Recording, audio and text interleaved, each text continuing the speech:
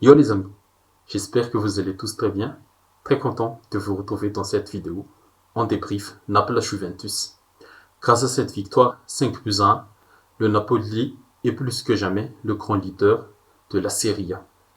Les hommes de Spalletti nous ont montré qu'il faut compter sur eux pour aller chercher ce scudetto tant convoité par toute une file depuis des années. Cette victoire donne à Naples 10 points d'avance sur la Juventus et le Milan en attendant le match des Milanais contre Lecce. Le Napoli a montré son savoir-faire, ce qu'on a vu depuis le début de cette saison. Ils sont très cohérents dans tout ce qu'ils proposent, que ce soit offensivement et défensivement. Certes, défensivement, il y a eu quelques moments de flottement dans ce match, mais ce fut propre en général. Mais avec ballon, les Napolitains sont très agréables à regarder. La circulation du ballon est très fluide. Ils essaient toujours de faire la passe en avant, la passe qui peut casser la ligne défensive de la Juve. Lobotka, le poste 6 napolitain, apporte beaucoup aussi, balle au pied grâce à son dynamisme et pour donner plus de liberté à Zielinski et Zambo Anguissa.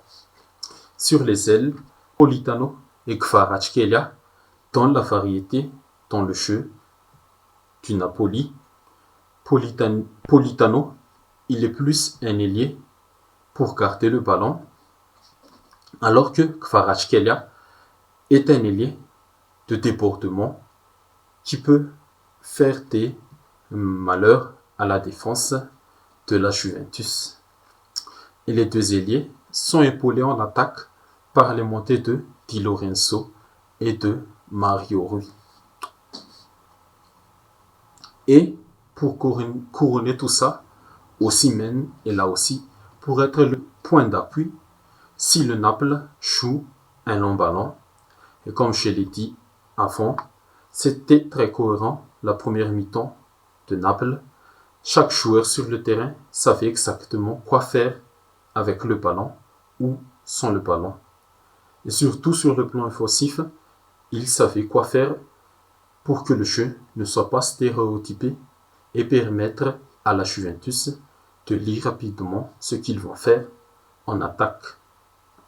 Et le résultat de tout ça, un score logique de 2-1 grâce à Osimhen et Kvaratskhelia. Contrairement au Napoli, la Juve n'était pas du tout cohérent, même si le plan était de bien défendre et d'exploser en contre. Mais avec Chiesa comme piston droit, t'as pas les joueurs qu'il faut pour démarrer et conclure tes contre-attaques. Heureusement que Di Maria était là pour créer un peu de danger dans la surface napolitaine et sur le but de Meret. Et c'est lui-même qui réduit le score à 2-1 avant la pause. Sans Di Maria, le champion du monde argentin, cette Juventus n'existe pas offensivement. Et défensivement, le trio Bremer, Danilo et Alexandro n'était pas très sereine, surtout Bremer, très en difficulté face à Osimhen en duel 1 contre 1. Et au milieu, il n'y a pas aussi ce milieu créateur. McKennie, Rabiot et Locatelli ont un peu tous les mêmes profils. Mais, comme je l'ai dit aussi, heureusement que Di Maria était là pour créer quelque chose offensivement pour son équipe. Et lors de la deuxième mi-temps, c'était la démonstration napolitaine. Quand les ingrédients sont bien préparés et bien assaisonnés, le pizza napolitain sera bon. La question qui s'est posée, que je me pose, c'est que est-ce que la Juve est devenue trop faible alors que c'est le deuxième du championnat avant ce match? Peut-être que oui, mais c'est surtout que les Napolitains n'ont pas levé le pied sur l'accélérateur.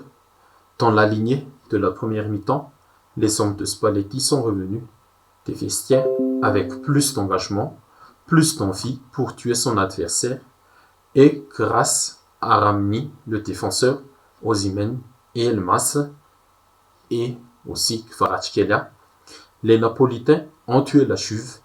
Ils ont montré que ce sont les leaders du championnat. La Juventus n'a plus existé. Et il faut se poser beaucoup de questions pour Allegri, car son équipe était sur une série de 8 victoires consécutives. Son équipe était la meilleure défense du championnat, avec 7 buts encaissés avant ce match. Face à ce Naples très cohérent, séduisant, plus ambitieux, qui a confiance en son jeu, les bianconeri ont coulé. Mais c'est ça le foot. Quand une équipe domine et concrétise ses occasions, l'autre équipe coule et perd complètement le fil du match. Ok les amis, c'est tout pour cette vidéo. Comme d'habitude, si ça vous plaît, n'hésitez pas à liker, à partager et à commenter et surtout à vous abonner pour soutenir le travail de la page et de la chaîne YouTube aussi. Merci à vous et à la prochaine.